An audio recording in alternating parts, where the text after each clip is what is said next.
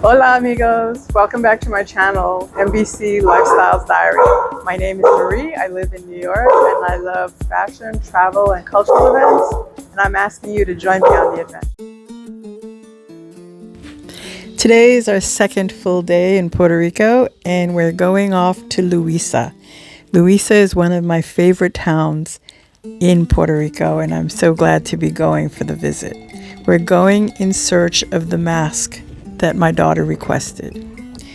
Loiza's barrio, Loiza Aldea, is famous across Puerto Rico because it has been a talent pool for dancers and artisans, a center for Black Puerto Rican music. It is said to be the traditional birthplace of the musical form known as plena, along with Ponce. Each year there is a celebration in Loiza where people parade around wearing máscaras de viajante, a type of mask made from coconuts and painted in multiple colors. Loiza is known as La Capital de la Tradición, capital of traditions, for its bamba music, traditional Tejano and African dishes, folk art, and distinct culture. Besides all that, Loiza was a place that I went to visit with my husband the first time I came to Puerto Rico. And what I fell in love with was the food huts there with the traditional Tejano and African cuisine. And my favorite dish that I fell in love with was peñones. So we come to Puerto Rico and he takes me for a ride because he was determined to show me as much of the island as possible. So we started driving to the beach, and it was quintessential Caribbean living. To the left of us was the ocean, and there were the fishing boats with fresh catch, and there were food huts and places to dance and listen to music. On Fridays, Saturdays, and Sundays, this place is full of life and music and people coming off a day at the beach and just being able to get something to eat right there. It was magical. I love this spot, as you can tell by the excitement in my voice as I'm flooded with memories. But now on to our trip to Raúl Ayala. If you want to experience the arts of Loiza, taking a trip to some of the more famous local artisans' workshops in town along Road 187 is a wonderful experience. They will explain to you all about their town and its history and how it influences their lives and works. Artesania Castro Ayala. This little yellow store is hard to miss. It is decorated inside and out with beautiful coconut viajante masks.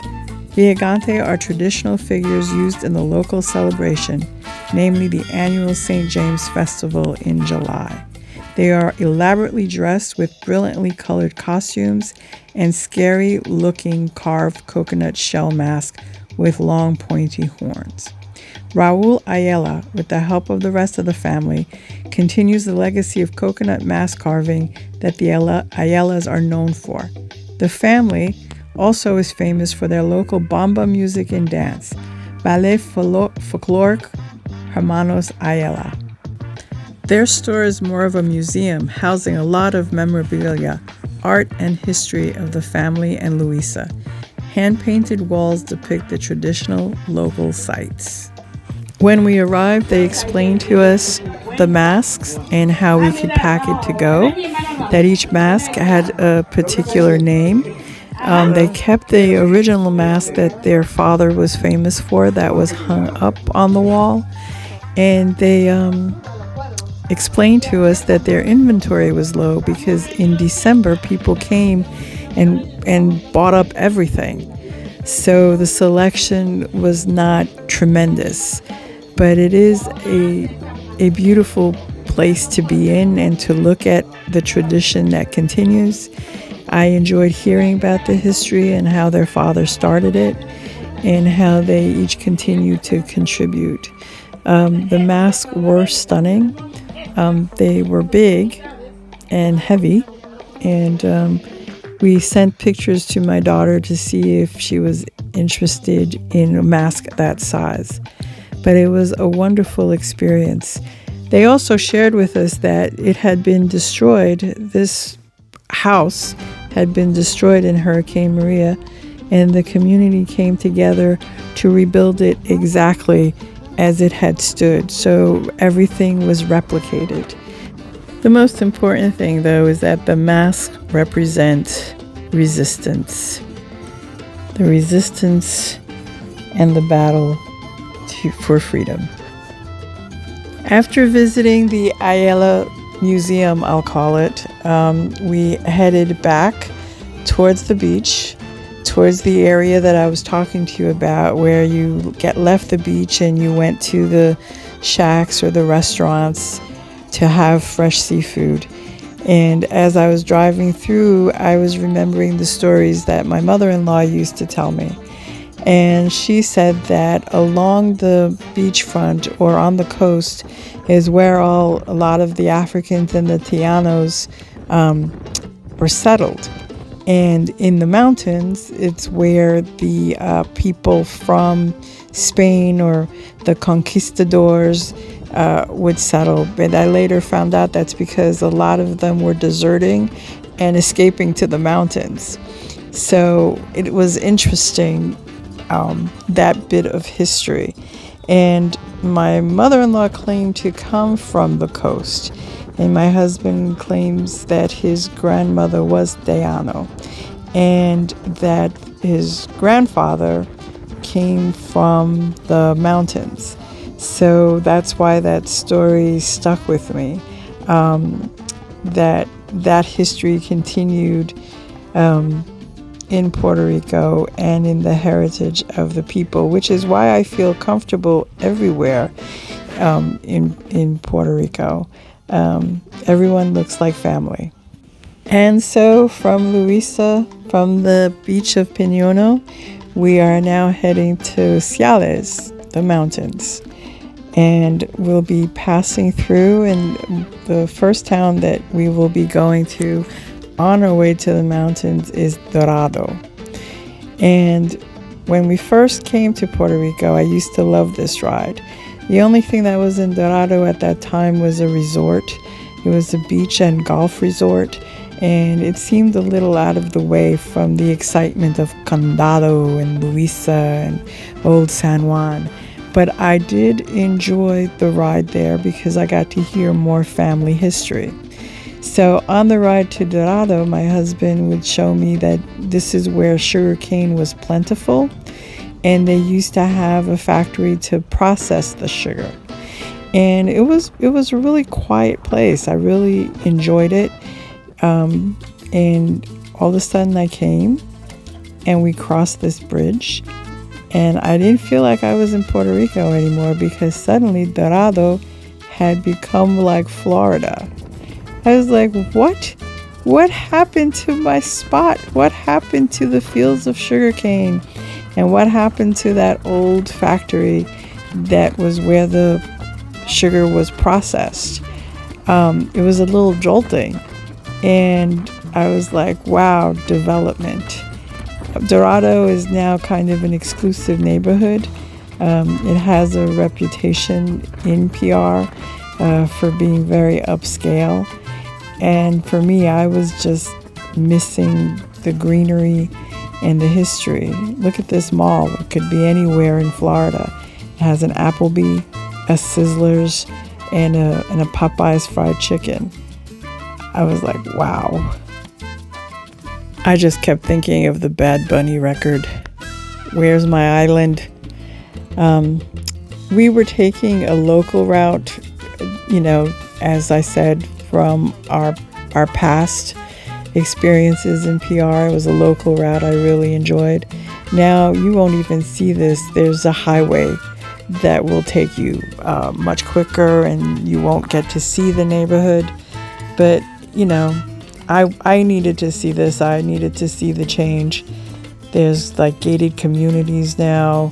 Like I said, I could have been in Orlando. That's what it felt like. It was pretty, but I didn't want to be in Florida. I wanted to be in Puerto Rico. Change is hard. After Dorado, we're going to pass Manatí, As you can see, we're still in Dorado. Look at these beautifully planted palm trees. Look at all this development. But by the time we get to Manatee, it's the Puerto Rico I remember. So here we are driving through Manatee, and we see the old style buildings, and there's a square in the center of town. And I'm back to my memories, to nostalgia. Ciales was founded on June 24, 1820 by Isidore Rodriguez. It was part of the neighboring Manatee municipality, a process that took 4 years to achieve. On the 13th of August, 1898, after the armistice ending the Spanish-American War was signed, Ciales was one of 3 towns that held uprisings. Led by Ventura Casellas, between 300 and 400 individuals proclaimed the Republic of Puerto Rico. However, it has not been determined without a shadow of a doubt whether it was a clear independence-supporting event or a defense of Spanish rule. Edwin Carly Padilla Aponte calls it an alleged revolutionary uprising since he finds no official historical record for it, even though it appears in a vignette in the Pueblos Hispanos monthly written by Gabriel Arcelas, a possible pseudonym for Juan Antonio Corjeta. The column describes the battle, mentions the participants by name, and connects it to the Grito de Lars by identifying a Pedro Gonzalez as a grandson of Manuel Gonzalez, who allegedly fought in the 1868 revolt. Based on the history my mother-in-law told me, I think it was an uprising because they wanted their independence. They didn't want to be under Spanish rule, and they didn't want to be under the United States rule. That's my assumption. But based on history, it simply says Puerto Rico was ceded by Spain in the aftermath of the Spanish-American War under the terms of the Treaty of Paris of 1898 and became a territory of the United States. In 1899, the United States Department of War conducted a census of Puerto Rico, finding that the population of Ciales was 18,115. For me, when I visited Ciales, I was just visiting my father-in-law's side of the family. What I loved about Ciales was the coffee. Oh my God, people knew to get me at least 3 or 4 bags of coffee when I visited. It was the smoothest, best tasting coffee I've ever had in my life. And unfortunately, that's something that's gone from Ciales. But we do have the coffee museum, which gives the history. Here we are with my husband's cousin Kuka and her son Victor. It was a wonderful visit. If you enjoyed this, please leave a comment below and remember to like, subscribe, and share.